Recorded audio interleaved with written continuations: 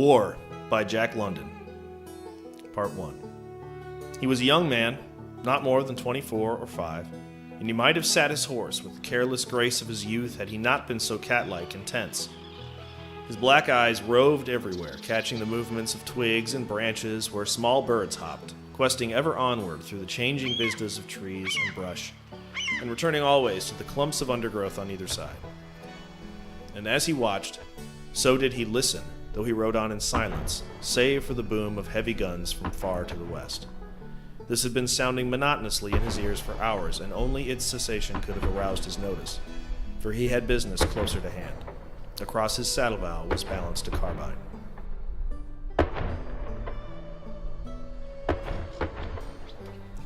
So tensely was he strung that a bunch of quail exploding into flight from under his horse's nose startled him to such an extent that automatically, instantly, he'd reined in and fetched the carbine halfway to his shoulder.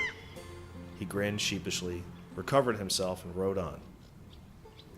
So tense was he, so bent upon the work he had to do, that the sweat stung his eyes unwiped, and unheeded rolled down his nose and spattered his saddle pommel. The band of his cavalryman's hat was fresh stained with sweat. The roan horse under him was likewise wet. It was high noon of a breathless day of heat. Even the birds and squirrels did not dare the sun, but sheltered in shady hiding places among the trees. Man and horse were littered with leaves and dusted with yellow pollen, for the open was ventured no more than was compulsory. They kept to the brush and trees, and invariably the man halted and peered out before crossing a dry glade or naked stretch of upland pasturage. He worked always to the north, though his way was devious, and it was from the north that he seemed most to apprehend that for which he was looking. He was no coward, but his courage was only that of the average civilized man, and he was looking to live, not die. Up a small hillside, he followed a cow path through such dense scrub that he was forced to dismount and lead his horse. But when the path swung around to the west, he abandoned it and headed to the north again along the oak-covered top of the ridge.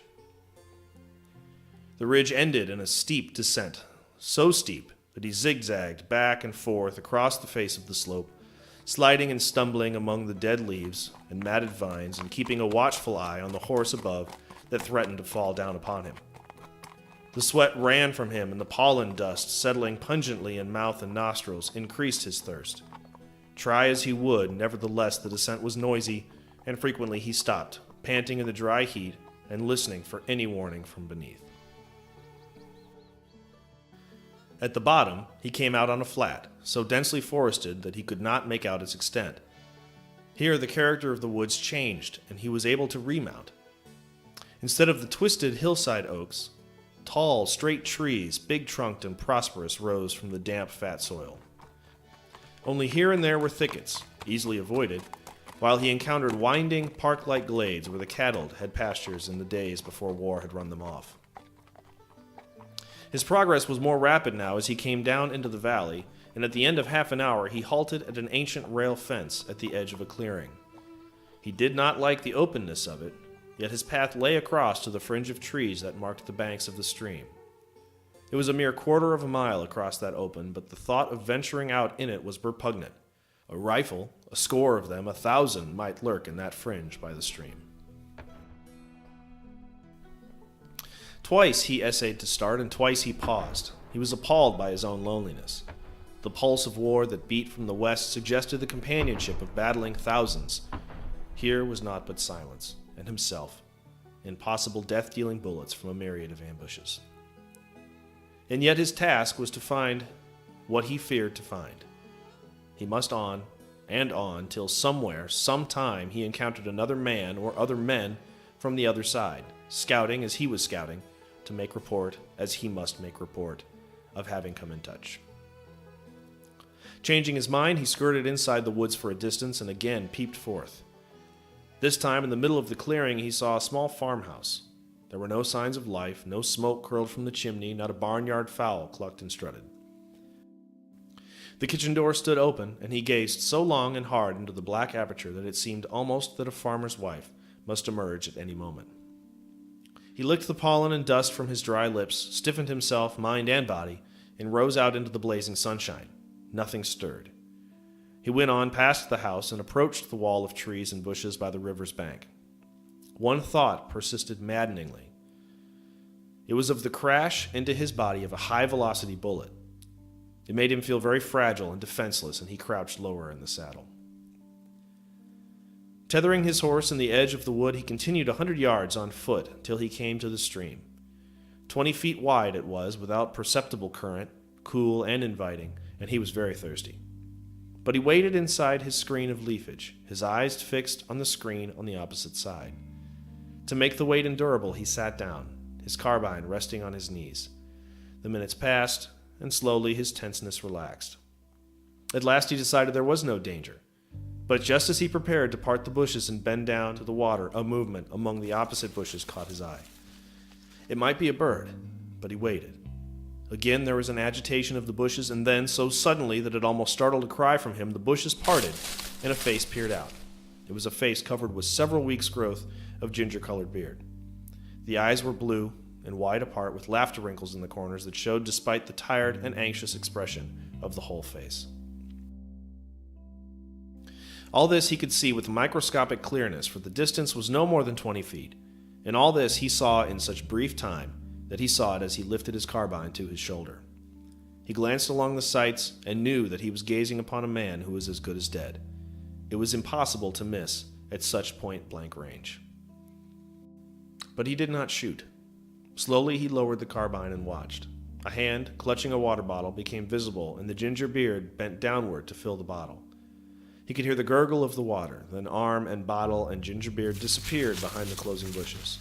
A long time he waited when, with thirst unslaked, he crept back to his horse, rode slowly across the sun-washed clearing, and passed into the shelter of the woods beyond.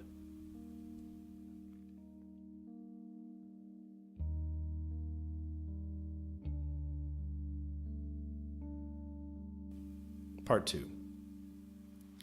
Another day, hot and breathless. A deserted farmhouse, large, with many outbuildings and an orchard standing in a clearing. From the woods, on a roan horse, carbine across pommel, rode the young man with the quick black eyes. He breathed with relief as he gained the house. That a fight had taken place here earlier in the season was evident. Clips and empty cartridges, tarnished with verdigris, lay on the ground, which, while wet, had been torn up by the hooves of horses. Hard by the kitchen garden were graves tagged and numbered. From the oak tree by the kitchen door, in tattered, weather-beaten garments, hung the bodies of 2 men. The faces, shriveled and defaced, bore no likeness to the faces of men. The roan horse snorted beneath him, and the rider caressed and soothed him, and tied it farther away. Entering the house, he found the interior a wreck. He trod on empty cartridges as he walked from room to room to reconnoiter from the windows. Men had camped and slept everywhere, and on the floor of one room he came upon stains unmistakable where the wounded had been laid down. Again outside, he led the horse around behind the barn and invaded the orchard. A dozen trees were burdened with ripe apples. He filled his pockets, eating while he picked.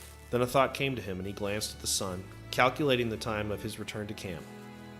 He pulled off his shirt, tying the sleeves and making a bag. Then he proceeded to fill with apples.